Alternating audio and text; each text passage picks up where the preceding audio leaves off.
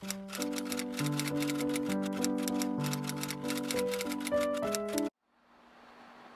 hello, and welcome back to Books Yada Yada. I'm Dina, and we are going to be discussing 3 books today. I had posted these 3 books at the end of my last video, so stay tuned to the end of this video for what I'm going to be doing next. Will be my August mid-month TBR review. So I'll be wrapping up all of the books that I read. I think there were 7 in total. Yeah, 7. So I'm going to post that at the end, and you'll see what those are. So today, first book is a book called The Neighbors by Hannah Mary McKinnon. It's a long name. And I'm just going to really quick read the synopsis. It's very long, so I'm going to not read all of it. After a night of fun, Abby was responsible for the car crash that killed her beloved brother. It is a sin she can never forgive herself for, so she pushes away the man she loves most, knowing that he would eventually hate her for what she's done, the same way she hates herself. 20 years later, Abby's husband, Nate, is also living with a sense of deep guilt.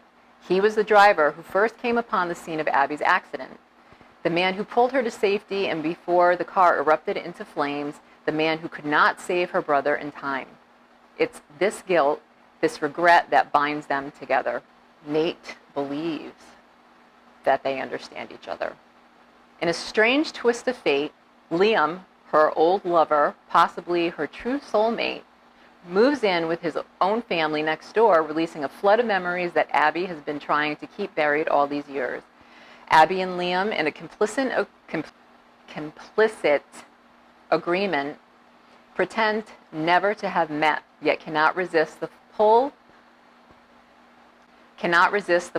of the past, nor the repercussions of the dark secrets they both have been carrying.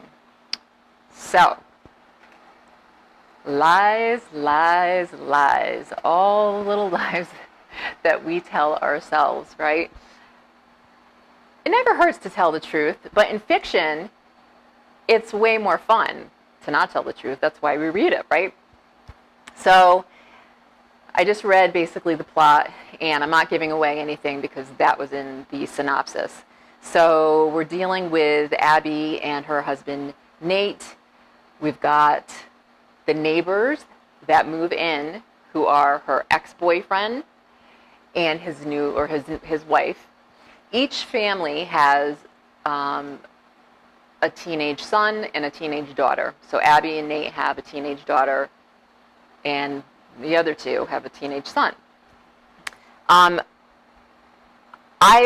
have to first say, I loved this book. I loved this book because the way that Hannah Mary McKinnon writes is so engrossing, and especially her dialogue.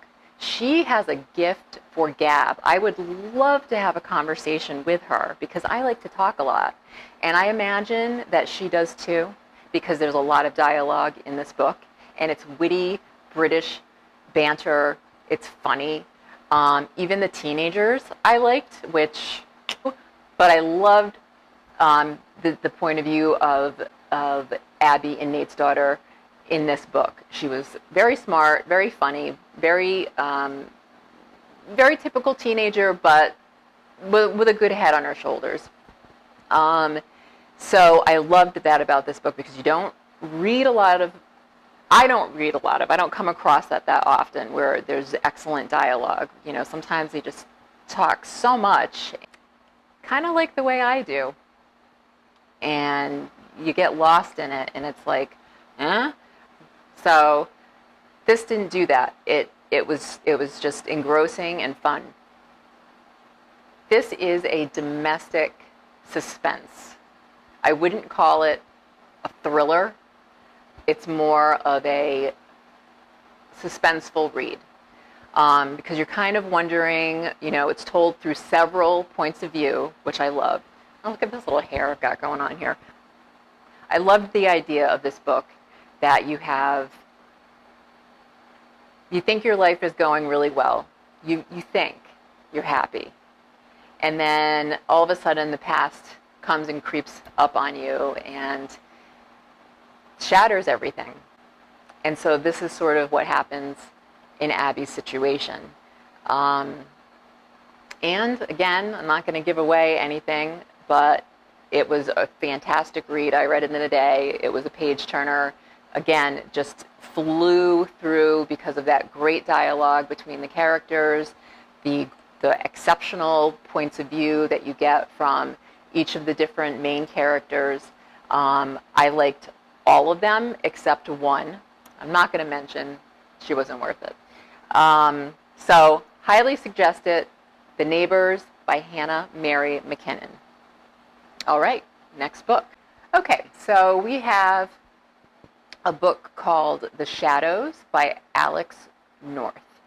Now, he also wrote The Whisper Man, so I don't know if you read that. I read that.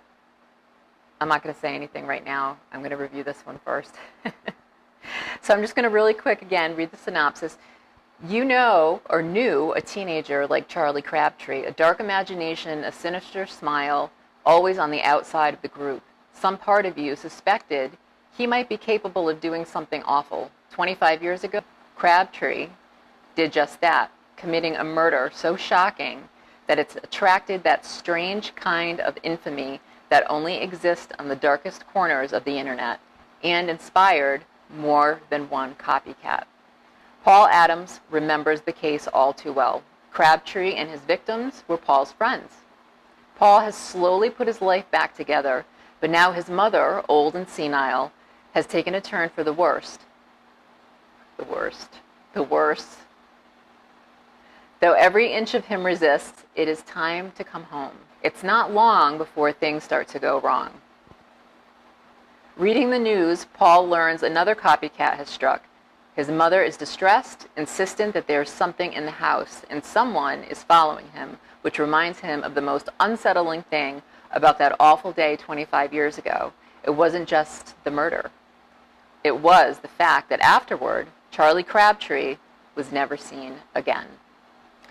All right, so here's where I'm going to talk about The Whisper Man a little bit. I'm not going to review it. I didn't like it. This one, the thing is what grabs you is that cover art on, the jacket. And, you'll see here, it's really creepy looking. It's a hand.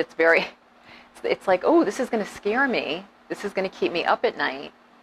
But both of his books, The Whisper Man and The Shadows, both have this creepy cover art. And neither of them were thrillers to me at all. I would categorize this more as police procedural, not like Elizabeth George, Inspector Lynley police procedural, but I don't even know if that's a good example. Inspector Lynley, yeah, he's an inspector, so those are police procedurals, right? Correct me if I'm wrong. I could be wrong, which I usually am. Tones of police procedural, a mystery, slight suspense feel. I just couldn't get into it. It was tough for me to like invest in any of the characters. They were kind of dull. I just didn't feel like it was thrilling enough to keep me perched on, the edge of my seat, or stay up way past my bedtime, listening to. I did get an advanced audio copy, thanks to NetGalley. So I listened to it and I did read it because I did purchase the Kindle. And, the only thing I can say about this book is it's sad. And Paul, who is our main character and the one that, is had this circle of friends and Charlie Crabtree, and he went missing and, committed a terrible crime and blah, blah, blah, blah, blah. Paul is the only one that you kind of feel for because his story was it was really just very sad. So that's where this book left me. I gave it a 3 stars. Alex North is not a bad writer at all. I'm not a writer, I'm a reader.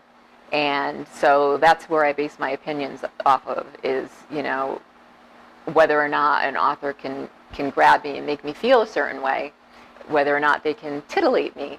And he does not. He doesn't. He's a good writer. But again, I feel like the covers of his 2 books are just very misleading because they just make you feel like this is going to be a creep show. You're going to shudder. But no, I didn't. Did you? Let me know. Because some of you out there probably are like, what the fuck is she talking about? I loved this book. It freaked me out. Blah, blah, blah, blah, blah. I don't know. That's just my opinion. Let me know. Comment below what you thought of this book. I just wasn't feeling it. So, anyway, next book, Del Toro. And Chuck Hogan. Poor Chuck Hogan. He has a boring American name like me. I'm so self-amused. Kind of like Al Roker. I mean, who doesn't like Al Roker?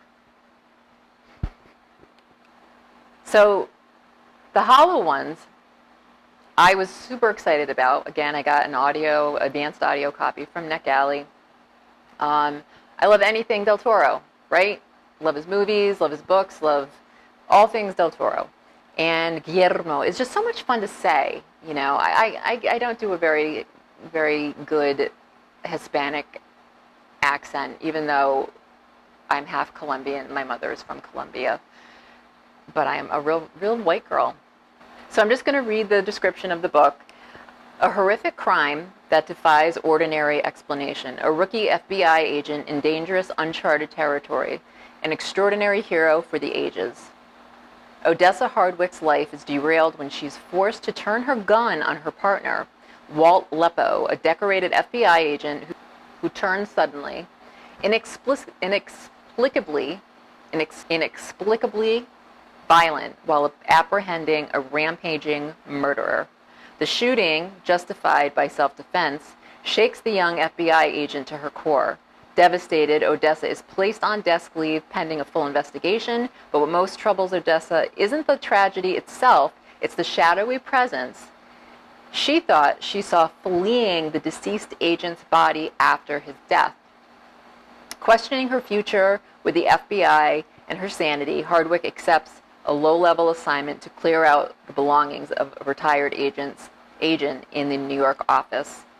What she finds there will put her on the trail of a mysterious figure named John Silence, a man of enormous means who claims to have been alive for centuries and who is either an unhinged lunatic or humanity's best and only defense against unspeakable evil.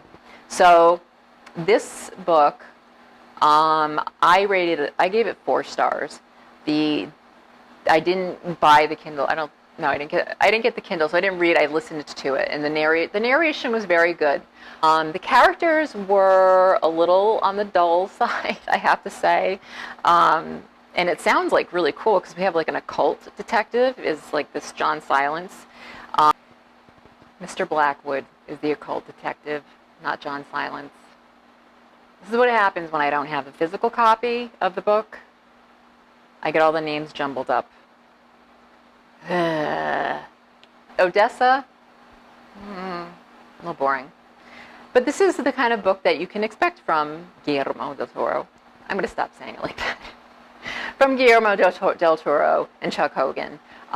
If you like The Thing, I think you would like this book. It has definitely that creep factor. I did read it in a day, or listen to it in a day. It kept me going. There were some really kind of lulls here and there.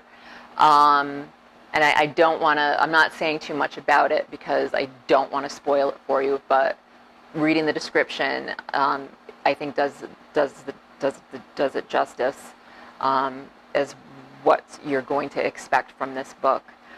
So good narration if you listen to it. Great plot. It is creepy. It didn't keep me up. It didn't keep me on the edge of my seat, but it did freak me out a little bit, just a little bit. I just love saying his name. It's so much fun. So again, I'm not going to give away too much with this one. I think that the synopsis covers it pretty well. I'm always on the verge of spoiling stuff, so I really have to filter this hole in my face. Anyway, so that is the wrap-up that I'm doing today on just 3 books that I read last month, because I've been kind of splitting up. Everybody does their July, wrap-ups, and I started this in the first week on August, so I didn't really do that, and I didn't want to do it as a whole because I just feel like that gets so overwhelming. So I just wanted to do the 3 today, and next time we will be covering, again, my August mid-month TBR. So stay tuned to the end because you'll get a peek of all the different books that I will be reviewing. So thanks for watching, and I will see you next time.